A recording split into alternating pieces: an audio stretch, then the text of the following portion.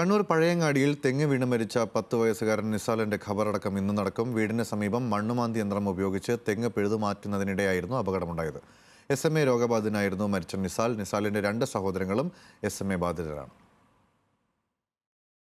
JCB ഉപയോഗിച്ച് തെങ്ങ് പിഴുതുമാറ്റുന്നത് കൗതുകത്തോടെ നോക്കി നിൽക്കുകയായിരുന്നു നിസാലും മറ്റു കുട്ടികളും. നിസാലിന്റെ വീട്ടിലേക്കുള്ള വഴിയോട് ചേർന്ന പറമ്പിൽ വീട് നിർമ്മാണത്തിനായി സ്ഥലം ഒരുക്കുന്നതിനായാണ് തെങ്ങുകൾ പിഴുതുമാറ്റിയത്.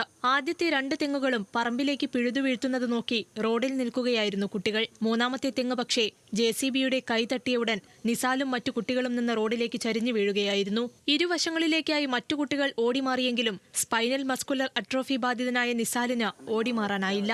തെങ്ങ് നേരെ തലയിലേക്ക് വീണു. ആശുപത്രിയിൽ എത്തിച്ചെങ്കിലും ജീവൻ രക്ഷിക്കാനായില്ല. വെങ്ങര കക്കാടപ്പുറം ഗവൺമെന്റ് വെൽഫെയർ UP സ്കൂളിന് സമീപത്തെ KP മൻസൂർ ENP സമീറ ദമ്പതികളുടെ ഇളയ മകനാണ് 4ാം ക്ലാസ്സുകാരനായ നിസാൽ.